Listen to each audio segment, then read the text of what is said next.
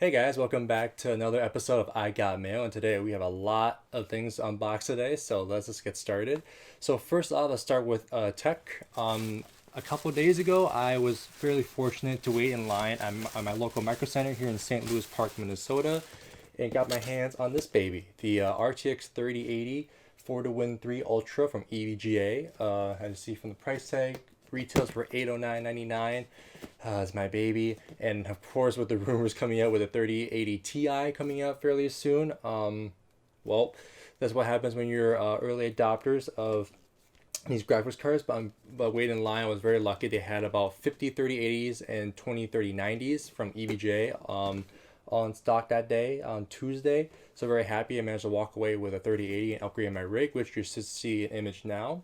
And some footage of that. It's fairly beautiful. It uses three 8-pin power connectors, so it's a very powerful, power-hungry card.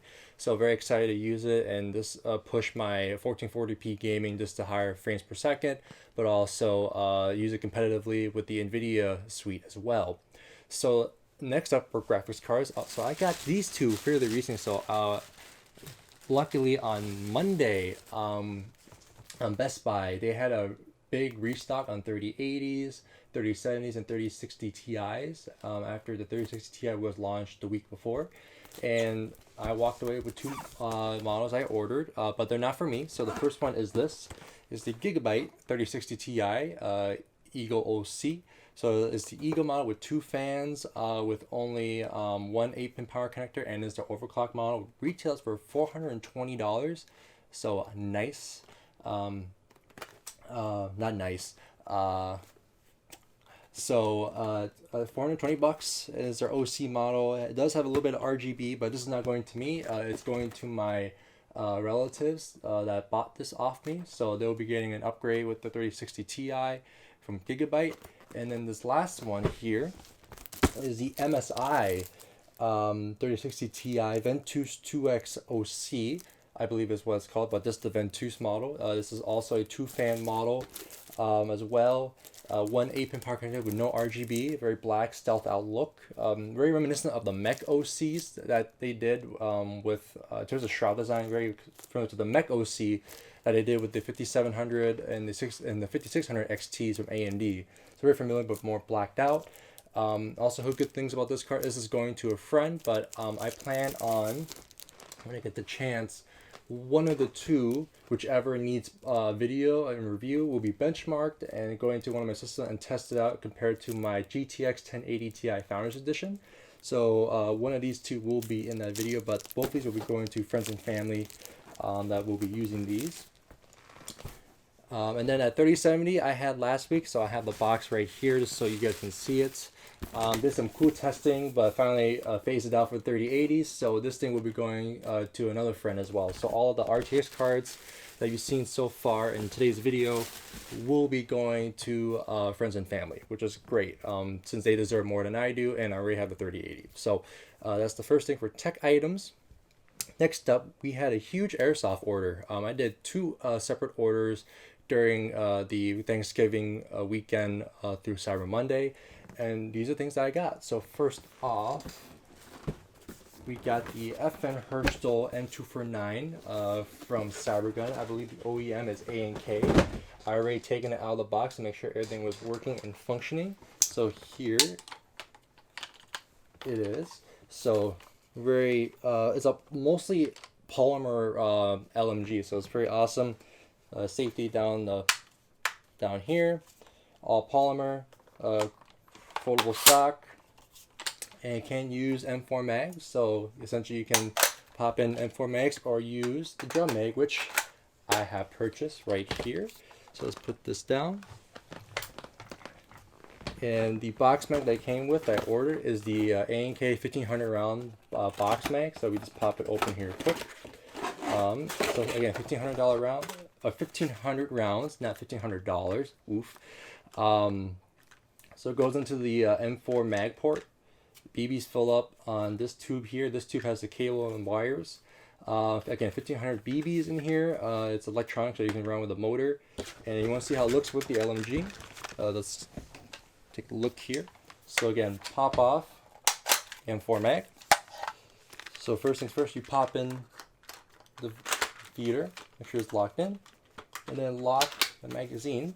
So now the drum mag is all attached to the M249. And it's the para model, so it has the retractable stock that I got here. Again, all polymer. Very excited to get this out in the field. We'll be running with my new lithium batteries. So let's put this sucker down.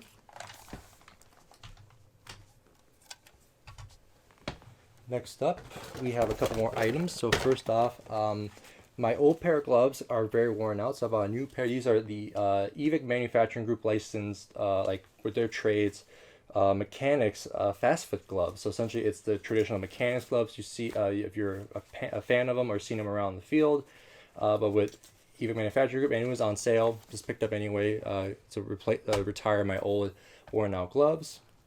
Next up, we have a chronograph from Airsoft, I think is how you pronounce it. It's the Ac5000 Chronograph, so if I need to measure FPS at home before going out to the field, I can do that to make sure it's up to those fields capacities, and also just for fun if I do want to do reviews down the line. Next up is a big boy. This is the Evic Manufacturing Group 42-inch hard shell case.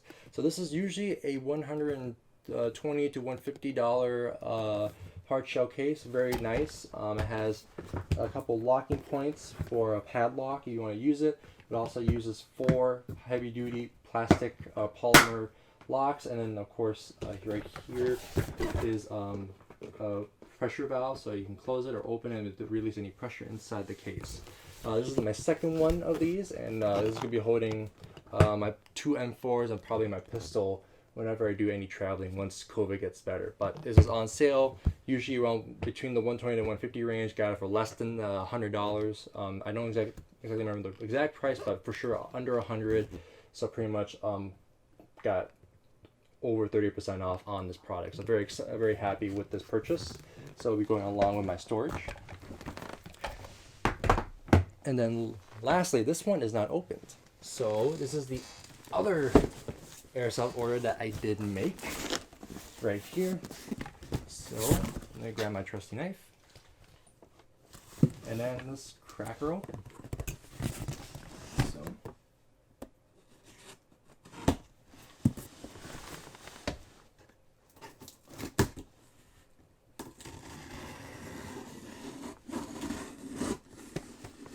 already tell there's some sort of electronics in here because it has a battery warning. So I'm not gonna let you guys see my address. Let's hold this side first. The next side.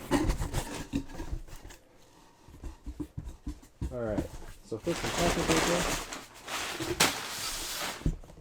So we got a Evic mat pamphlet from Evic.com. Let's see what it's discussing. Ooh, some of their products that they're carrying. Yeah, pretty cool stuff. Running certain batteries.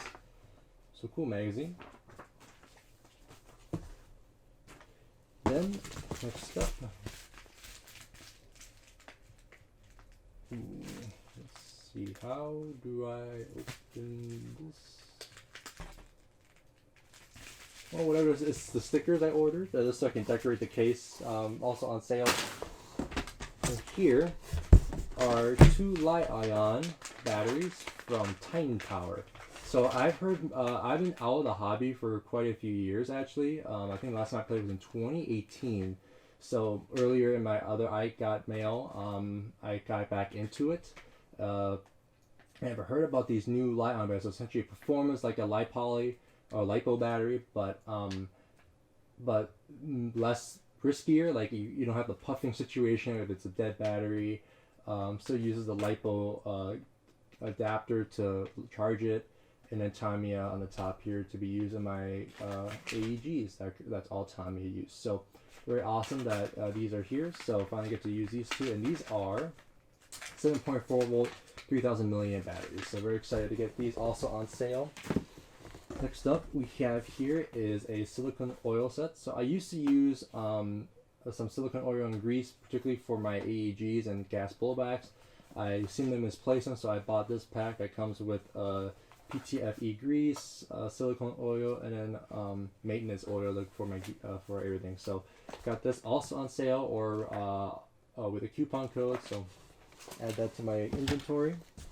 And then lastly is this thing. So it's another FN Herschel gun, and this is actually finally completing a loadout I have been working on for quite some time. So if you saw my earlier I got mails or I got a package, I've been hunting down FNP90 that's very reminiscent to those seen in Stargate, particularly Stargate Atlantis for that loadout, and finally got my hands on one. In the show they use actually Tokyo Marui P90s, but I am not spending the money just for the brand name, so I settled with the Cybergun model.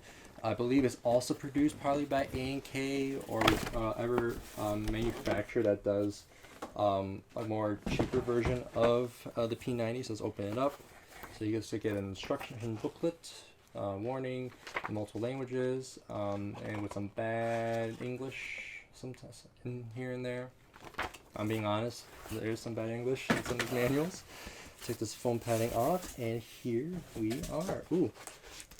Of course, it comes with a cheap 9.6 volt battery with a wall charger. Don't use these. Please, if you're new to the airsoft space, don't use the included battery and charger.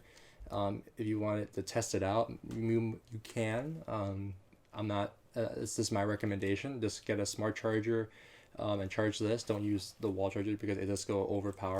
Keep charging the battery until it decreases the lifespan. So, and then you get a speed loader. So very convenient. So there's a lock here. Pop open.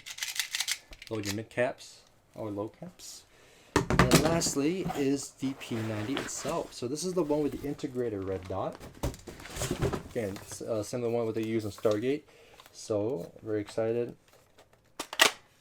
Comes with a mid cap magazine, about I think 90 to 100 round capacity.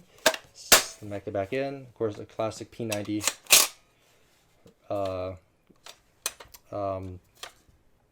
bolt. Again, completely. Actually, I'm surprised. So this is an all polymer. The original guys are all polymer, but of course, all the other parts are actually metal. So like a aluminum or some sort, or a cheaper metal, but still fairly rugged and solid. I'm very excited to get to use this. And of course, selector is by your trigger finger. So you want fire. Just adjust it down here. Well, I still need to get used to this gun, so sorry my poor discipline in trying to handle this, but overall, and here's the P90. But yeah, today was a very, very good day to get packages. So again, got a bunch of RTX cards over the weekend and all these airsoft items. So I hope you guys enjoyed this episode, and if you guys want to see more stuff from what I get from the PC stuff and benchmarks, or some airsoft reviews or airsoft footage, let me know down in the comments. For my other content, such as mecha facts and podcasting, those will still be coming. Just don't have a current timetable. With the holidays coming up, I really want to take a break, and with all the busy life and work as well, and working from home. So there'll be for sure stuff coming. Just hold back and sit tight, and they'll be coming soon. But keep on liking, commenting, and subscribing, and enjoy your day.